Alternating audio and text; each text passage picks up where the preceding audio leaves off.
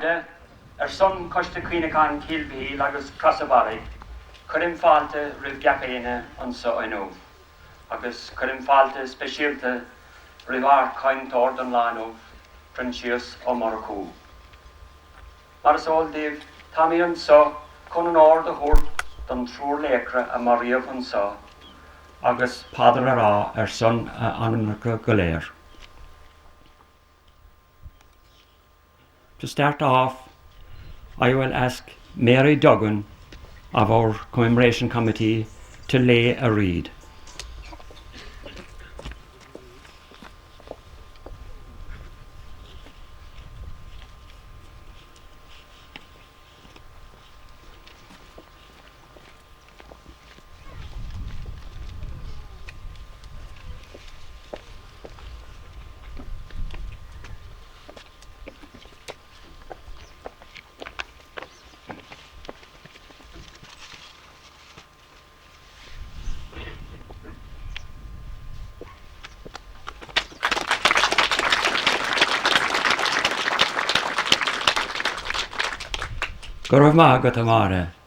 Now I call on Oliver Hennessy of the Young Sinn Féin Working Group from Kenna to lay a reed.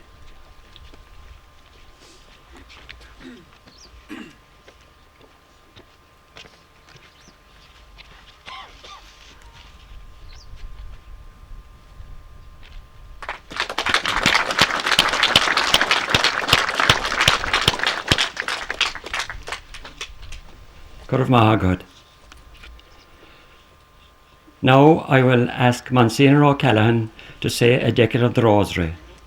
And in our prayers we naturally remember the boys of Kilmichael, but we should also remember Dinny O'Sullivan, who was shot back the road at Dromley on the day after the ambush here.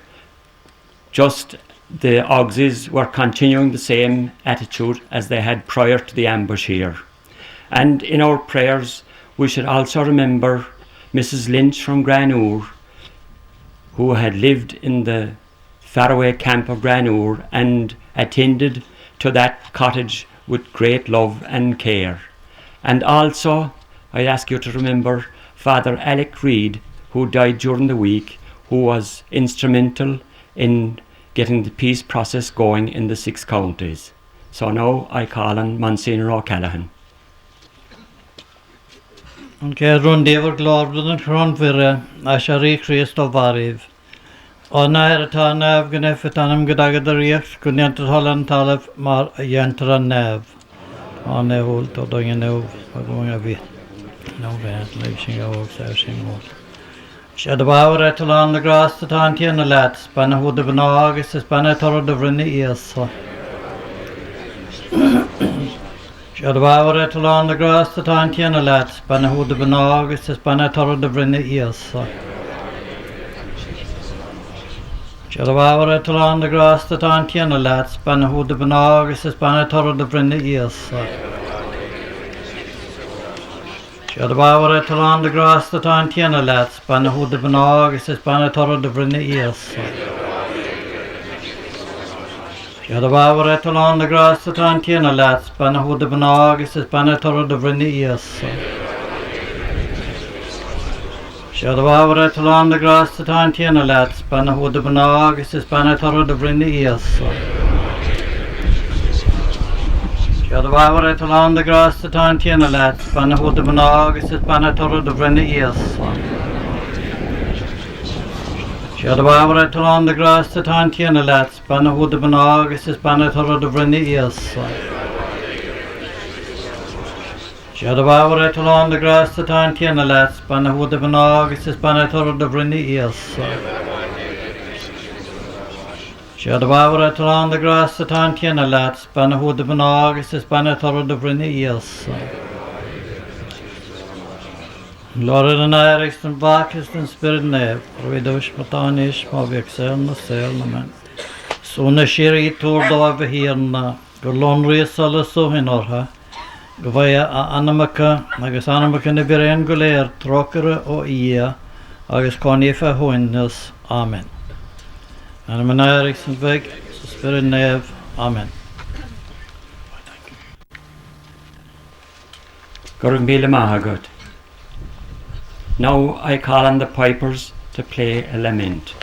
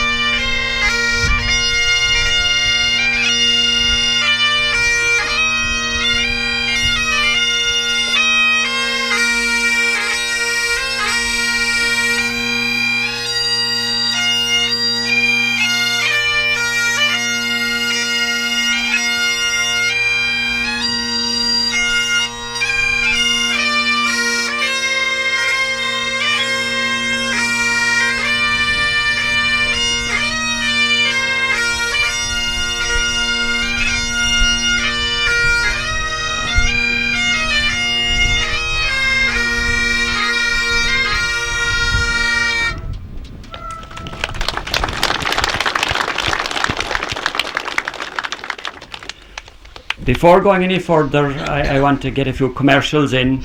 I ask for your support for our collection boxes, and we have a dinner and a Tranona Kjol in the Parkway after our ceremonies here, and we would be delighted if you could come to that. And also our development here, which is a cause of some slight controversy here and there, and I want to mention that, and we would be delighted if you could make a contribution to that. A few things have happened: the mention of a Crossley tinder, the naming of the Ogsies, and we in this committee and the Kilmichael Historical Society have no intention of putting a Crossley tinder here or naming the Ogsies. They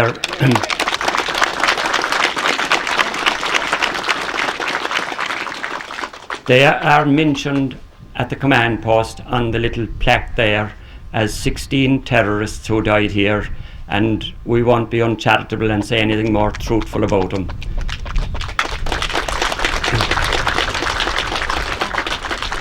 And we won't have a Crossley tinder here, I can guarantee you that. And if anybody thought that Sean Kelleher would give €500 to this development here to foster the names of British terrorists, I don't think you could contemplate that for 1 minute. So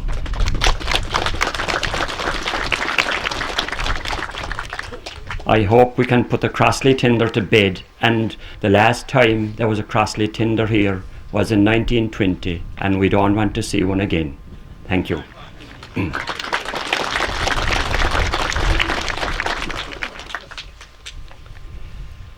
When we have a speaker so involved in the GA as we have here today, it's important to see how closely connected the GA and the Republican movement have been down the years. We have many clubs and trophies named after patriots. One of the boys of Kilmichael, Diarmuid O'Mahuna, has a club named in his honour over at Castletown Kinna. The underage section of Keelmean and Kilbree GA is named after Seamus O'Sullivan, who was another one of the boys who died here. We have many grounds called after patriots. We have Sam McGuire in Dunmanway, and we have the most coveted trophy of all, the Senior Football All-Ireland Championship, called, or the cup is in his name. We have the O'Donovan Rossi Club in Skibbereen, and we have Wolftone Park in Bantry. And one of the greatest fighting men of the 3rd Brigade in West Cork of his era is honoured in Bandon, and that is Commandant Charlie Hurley. Another great fighting man who seems to be slightly forgotten with the 3rd Cork Brigade was Battalion Commandant Jim Hurley of Clonakilty. He went on to win 2 or 3 All-Irelands with Cork. The trophy for the West Cork Junior Hurling Championship, which I saw a few minutes ago with Louis White, is in memory of another one of the boys of Kilmichael, John Flyer Nyhan. And if we think forward a little bit to today's match between Middleton and Blackrock in the County Under-21 Hurling Championship, the trophy they are fighting for is the Dick Barrett Cup, another notable West Cork fighting man, and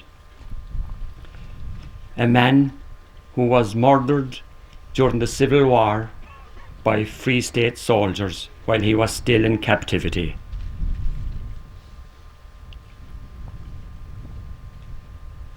I just named these as an example. There are many more, and we could think back to 1920 when the British raided Croke Park and killed 13 innocent victims in a revenge attack.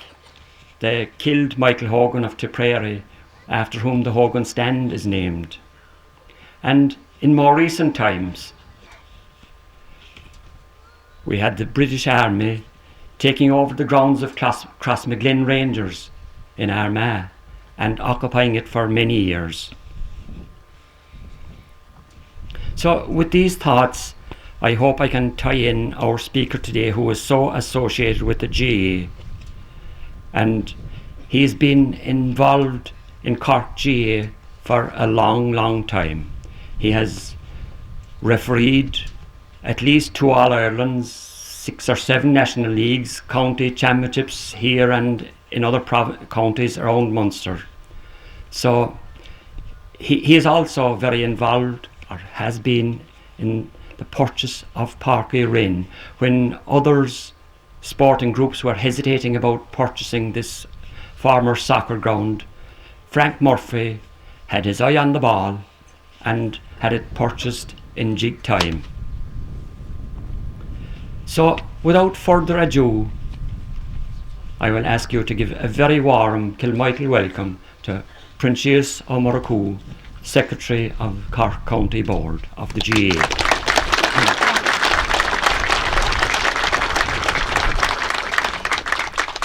Garmagud a Cahirlig. Cahirlig is uisle either clears to is moer noir them cur oil ve mar e kaintor e comora vlien tool dan kailuil kilvihil a harle eron fa hoktula sauen no ka 3 vlien o hin. Dobbe Lechain kilvihil countess na kahane bahachti a goga sirsha na hirn. Darig le buien de oglig nav klaktuk, fui canish an countfort Thomas de Barra, tashmet trauma yara orsa cogig na bratine. Quirtashias an goga sha mar cor kinunuk a goga na sirsha. Ta she trahuil, galanteric ahint, Krogocht agus eachti na hoglig shin. Mr. Chairman, it is an honour to be invited by your committee to be the guest speaker at the annual commemoration of the famed Battle of Kilmichael 93 years ago. Some viewers of the 2006 award-winning film The Wind That Shakes the Barley may have been surprised by the opening sequences of that film that depicted a hurling game and the association of hurlers with the formation of the West Cork Brigade of the Irish Republican Army. Perhaps it would be appropriate to briefly sketch the Gaelic Athletics Association with an involvement with nationalism. From its foundation in 1884, the GAA has been nationalistic in outlook. The Irish Republican Brotherhood had supplied at least two of the GAA's founding members, and many IRB men joined the association soon after its foundation. Although the association decided early in its existence to it being non-political, changed in more recent times to being non-party political, nonetheless, Dublin Castle from 1887 considered the GAA as a fully fledged member of the nationalist movement. Marcus de Bourke, in his History of the GAA, records, "The GAA now joined the list of bodies whose aims and activities were regarded as subversive, if not treasonable, because their success would involve at least the erosion of British rule in Ireland and possibly the establishment of a politically free Ireland." In the early part of the 20th century, the GAA became intrinsically linked with the young Sinn Féin organisation, for which political independence was the central issue. Leading GAA officials, including its president James Nolan and General Secretary Luke O'Toole, were prominent Sinn Féin members. Both the GAA and Sinn Féin benefited in their respective expansions and in gaining public support. De Bourke states, "The importance of the GAA to the separatist cause in particular is difficult to exaggerate. The association, by implicitly emphasizing the idea of a separate people, helped to give more substance to the idea of a national identity and the emotional side of nationalism in general." P.S. O'Hegarty, in his History of Ireland under the Union, wrote of the GAA, "It was the first organised manifestation of the spirit that was to eventuate in the Sinn Féin movement." The Irish Volunteers were formed in 1913. The General Secretary of the GAA, Luke O'Toole, was one of the speakers at its inaugural public meeting in Dublin's Rotunda. The chairman of the Cork County GAA Board, J.J. Walsh, saw the main role of the GAA as an instrument to pushing the claim to nationhood. Daniel McCarthy, leading member of Sinn Féin and later president of the Gaelic Athletic Association, said, "The GAA was not a sporting association alone, but above all it was a national organisation." The Volunteers began to spread rapidly among the nationalist community in 1914. Since the Volunteers drew most of its recruits from active young men, the GAA supplied a big portion of the new force. The nearer one got to 1916, the greater the extent to which the younger generation of the GAA became identified with Sinn Féin and the Volunteers. The rising of 1916 took even most of the nationalist bodies by surprise.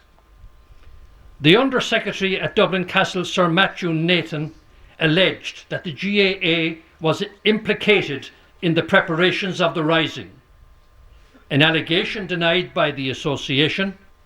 He stated that the GAA was one of 4 anti-British bodies, a claim, in the context of the time, not denied by the GAA. Following on the rising, several leading members of the GAA, including its president James Nolan, the chairman of the Cork County Board J.J. Walsh, the chairman of the Dublin County Board Harry Boland, were arrested and imprisoned, and the association had to endure severe harassment in conducting its activities.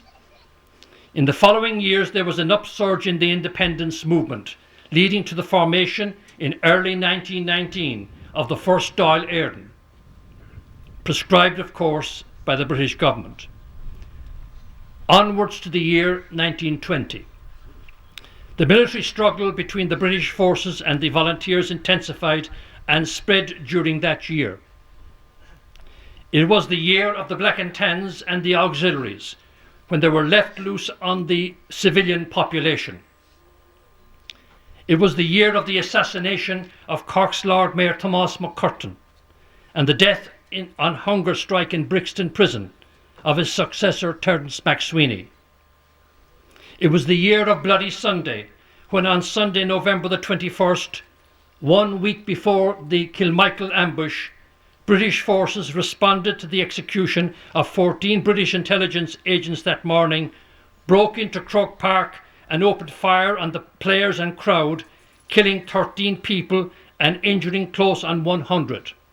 The dead included the Tipperary captain Michael Hogan, after whom the Hogan Stang in Croke Park is named, a 26-year-old woman due to be married a few days later, and 3 young Dublin boys aged 10, 11 and 14, one of whom was riddled with several bullets. In Cork, as elsewhere in Ireland, GAA clubs had supplied many of the members of the volunteer force. Although not universal throughout the West Cork area, this was particularly so in the areas near Bandon. As an example, it is claimed that 80% of the Valley Rovers players were members of the volunteers. Hence the depiction of the role of hurlers in the wind that shakes the barley. On the 28th of November, 93 years ago, at 3 a.m, on an extremely cold and wet morning, the flying column of Cork No. 3 Brigade marched from Ahelina by byroads and cross-country to the selected ambush site here in Kilmichael, arriving at their destination at 8 a.m.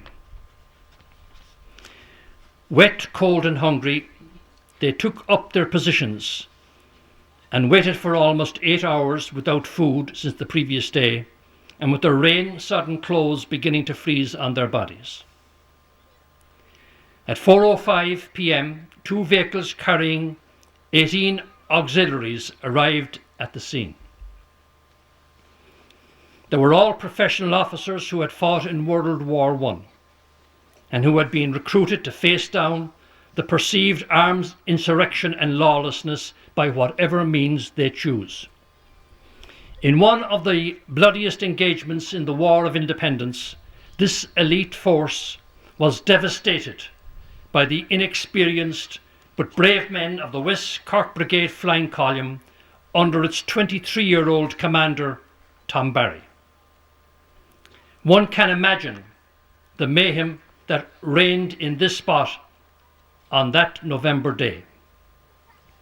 Tom Barry described it as a vicious battle, a bloody battle. It was probably the bloodiest fight in Ireland.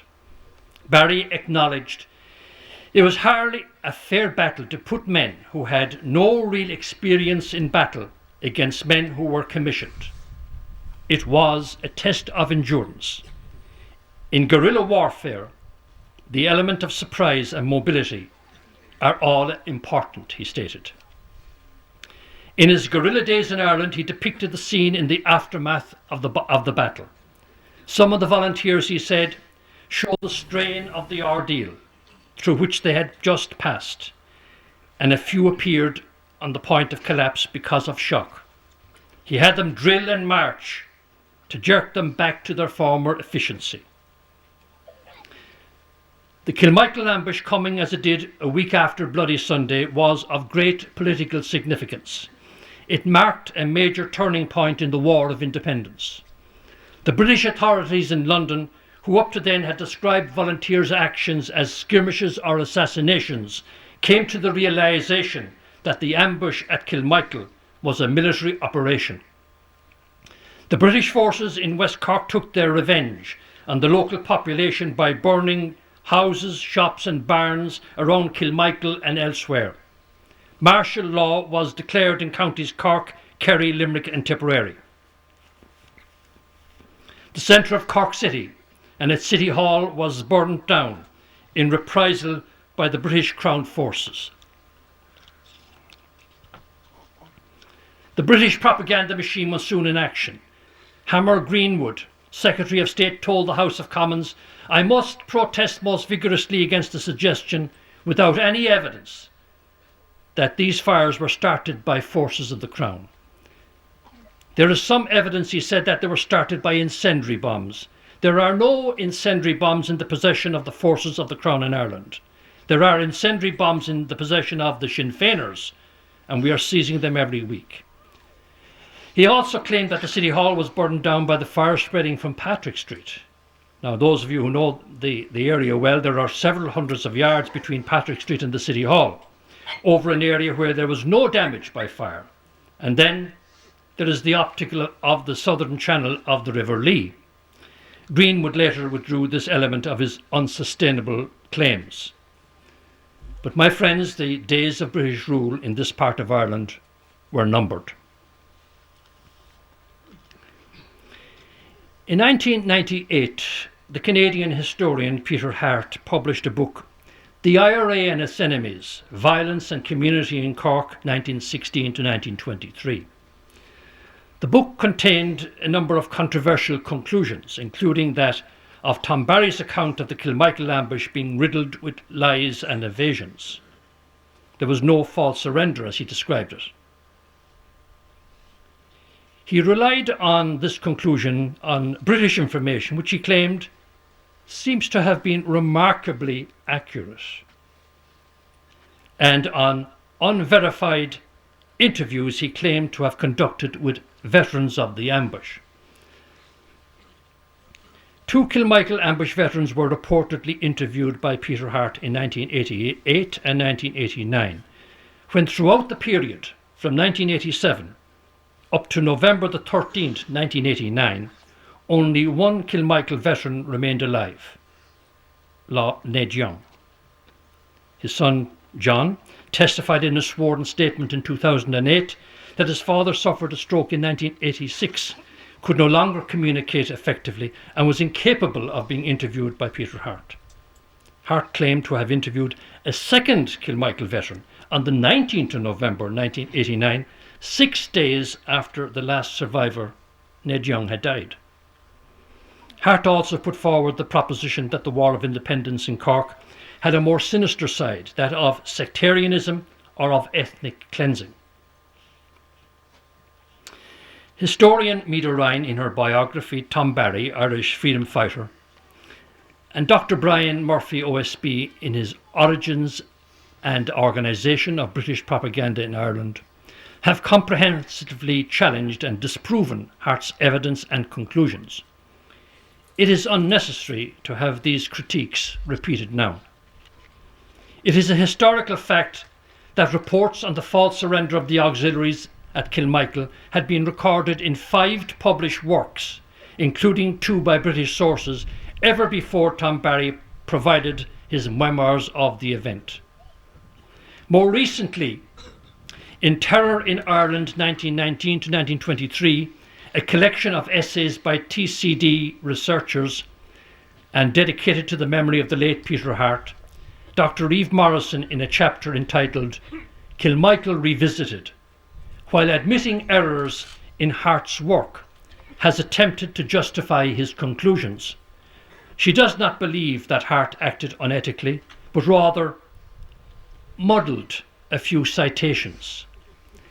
Niall Madden of Griffith College in Dublin, in his review of this essay, comments, Hart's overall conclusion was made possible by careless citation, misattribution, misunderstanding, and research shortcomings.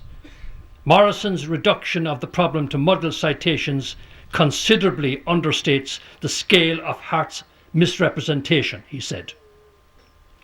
John M. Regan, lecturer in history at Dundee University in Scotland, in a review of Kilmichael Revisited, said in Dublin Reviews of Books, it has long been recognised that there are problems with Hart's treatment of sources. Among these, his use of unverifiable evidence, notable anonymous oral interviews, and evidence selections excluding important information contradicting Hart's favoured narrative. In an obvious criticism of Eve Morrison's support of Hart's work, he states, "The methodical problems identified in Hart's work are not confined to it, but these same points now inform the present debate, where they are replicated within the discussion." TCD Associate Historian Conor Costick stated bluntly that Hart appeared to have invented interviewees. But really, my friends, how relevant is the controversy about the false surrender? The renowned Emeritus Professor of History at University College Cork, John A. Murphy of Macroom, gave his opinion in November 2000. "There is no place," he said, "for Thomas Davis' parlour sentimentality in guerrilla warfare, any more than there is for the Queensberry Rules or the Geneva Convention. That is why the false surrender controversy is irrelevant. Once the Sinn Féin resurgent drifted away from political disaffection towards the violence of 1919 and the savagery of terrorism and counter-terrorism became inevitable. At Kilmichael, Tom Barry's guerrillas did what guerrillas do," he stated. Peter Hart apparently thrived on controversy and quite possibly put forward his claims and conclusions for publicity purposes. The fallout took from his scholarly reputation and from his otherwise fine research and narrative. It is sad that the divisive civil war which followed the truce was to divide volunteer friends and colleagues and even families. It is pleasing to note that the Gaelic Athletic Association played a leading role in healing the wounds created by the Civil War. Political opponents joined together to play on the same teams for the honour of their clubs and counties. Richard McElligott, in his recently published book, Forging a Kingdom, the GAA in Kerry, 1884 to 1934, refers to the great Kerry football teams of 1923 to 1933, which featured players who played leading roles on opposite sides of the Civil War, as being, and I quote him, "being the great symbol of what could be achieved by reconciliation rather than continued division." Today, the GAA is assisting in the peace building in the north of our country. Its role has been recently celebrated in an event hosted by Cooperation Ireland, which was attended by the First Minister and the Deputy First Minister of the Power Sharing Executive. My friends, it is indeed right and proper that today we recall with gratitude the sacrifices, bravery and achievements of those gallant men of the 3rd West Cork Brigade, and particularly its flying column under Commandant Tom Barry. One can but marvel and appreciate the sacrifices that these young men made throughout the period. Unable to live in their homes, constantly on the run, often hungry and cold and in constant danger. It is easy to visualize too the anxieties of their parents and family members at home, who were constantly worrying about the dangers their sons and brothers were encountering and always dreading the potential of bad news. Sadly, some of the heartbreaks of losing their loved ones came to pass. Britain was the world's leading colonial power at the time, and unlike a later era, there were no major international diplomatic moves to restrain its actions. A feature of the volunteers throughout County Cork was the high calibre of its command leaders, men of intellect, bravery, loyalty and dedication, with a passionate love of country, who inspired their colleagues. As your Cathaoirleach mentioned a moment ago, there are examples that I suppose stress the link between the Cork Volunteers and the association, the GAA. You mentioned a Cathaoirleach, Diarmuid Mahoon and Seamus O'Sullivan. You mentioned Charlie Hurley. Indeed, also you have Park McGarrett in Fermoy, the Clonmalt Memorial Park in Middleton, Park Trilloch Moxivney in Milan Guiri, the Delaney's Club in Cork. As you mentioned, the Dick Barrett Cup is the trophy for the County Under-21 Hurling Championship, which I hope my famed club will do well in. And indeed also the Dick Barrett Shield, Memorial Shield, is played for at juvenile level. As you mentioned also, of course, West Cork honours the memory of John Flower 9 by having their main trophy, the Junior Hurling Championship, in his honour. And of course also in the city we have Thomas McCurtain and the Terence McSweeney Cups were in memory of Cork's two martyred Lord Mayors.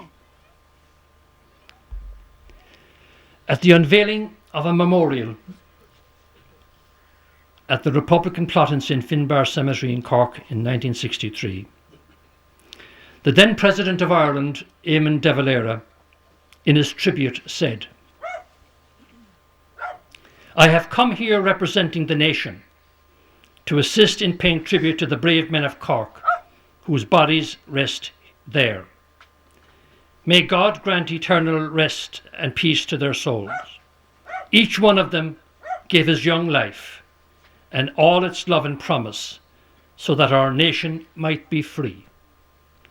And it is only right that we, who are enjoying that freedom, should make sure that the sacrifices of those who gained it for us shall not be forgotten. The surviving members of Cork No. 1 Brigade have felt it a duty to see that the memorial which I have just unveiled, intended to signify sacrifice and valour, should be erected in the memory of their fallen comrades. They and the people of Cork have reason to be proud of every name inscribed here," he said. Today, my friends, in saluting other great men of this rebel county, we express these same sentiments. It is important that we never forget the selfless contribution and sacrifices made by the boys of Kilmichael and their colleagues in the fight for freedom. A commemoration such as this is a reminder of the immense debt we owe them. Tá séithir na buachlaí cróga dá bhéasach agus díolteach san a áil a có sa tíreacht, go mbeidh gnamh mar leaba có aniu. Bhíodh an náisiún buíoch dóibh as na hibertí agus éachtaí a bhuinadar amach ag trid ar san sír sin a hhéireann. Go raibh míle maith bhile. Well done, lovely. Thank you very much. Go raibh míle maith agat Princess. I am delighted that Frank has highlighted the fact that Peter Hart was indebted to his imagination for a lot of his facts. And I also liked how nicely Frank has tied in the gain that Sinn Féin made by having members of the GAA helping out when the need was greatest, and that the GAA has not forgotten to remember those men of the volunteers of that period. So I now ask Sean Kelleher to propose a vote of thanks to Princess. Caramíle maithagat a Cathaoirleach chun sean ásaram mar rúnaí coiste cuineáin Kilmhaíle agus Crossbarrig béchas a gháil dar Princess Amara Cú as an óráid forlahan úntach a thug tú a neomh Princess. It is a great honour from me as Rooney of the Kilmichael and Crossbarry Commemoration Committee to thank Proinsias Murchú, Frank Murphy, for a wonderful oration, very well researched, very well delivered, wide-ranging, and it was very interesting. It was fascinating, I think, to listen to it, and I noticed all of you were listening very attentively because Frank linked up the GA's involvement in the struggle for independence, which is a very notable one, going back over the years, mentioning many people that we're sort of familiar with, that we've heard about, and it just shows that it's very important. And I think it's important that the GA keep up that, you know, in promoting Ireland, in promoting Irish, in promoting the reunification of the country. That's terribly important. I'm not going to go into all what Frank said, but I was glad as well that you dealt with the Peter Hart controversy, and that was very, very important as well. An article by Meada Ryan in the this week's Southern Star deals very well with sets the scene for Kilmichael, how it started and how the monument was erected in 1966 and all that. So it's very, very important. And I think it was great that we had someone like Frank here today to kind of give us to go back and to see how the struggle for freedom was linked in with Common Lou Class Scale, and that's very, very important. And that link is still there. So we're very, very grateful to you, Proinsias, very grateful to you for giving such a wide-ranging oration, and it was marvellous to listen to you, and I'm sure all of you present were very pleased with that oration.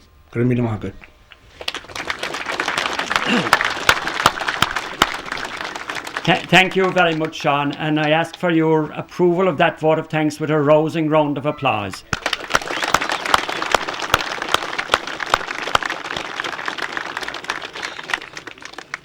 Now I would like to call on William Black from Bansha in Tipperary to make a presentation to Sean. You might know that Sean spoke at Lisnagal ambush commemoration a few years back, and William is a member of that committee, and he is making a presentation of a book, The War of Independence in Limerick, by Thomas Toomey, to Sean in recognition for his speech at the monument a few years back.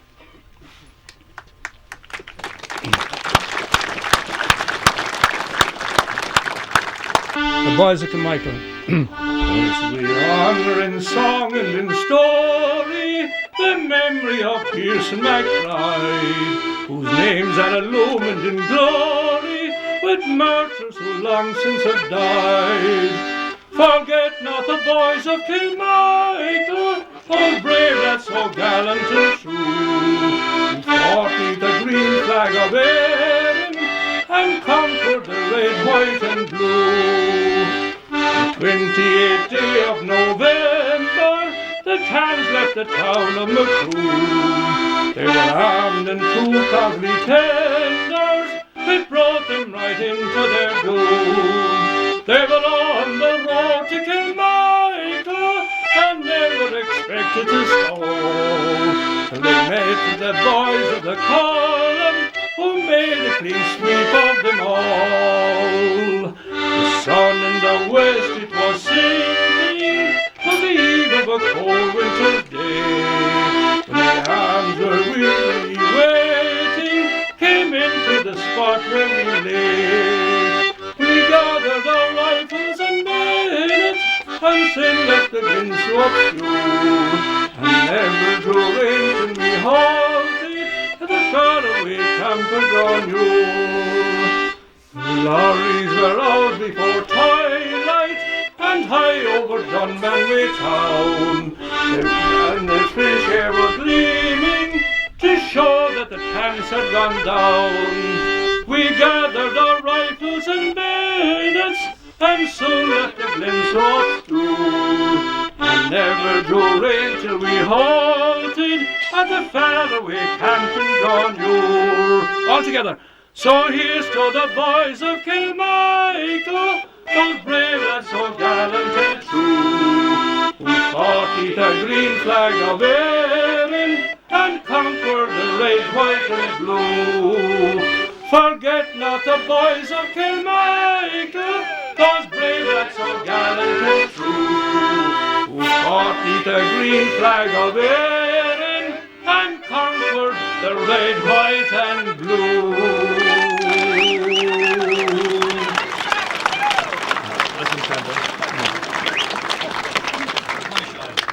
Thanks very much. As you can see now, we have invented a new musical duo, so bookings are being taken immediately.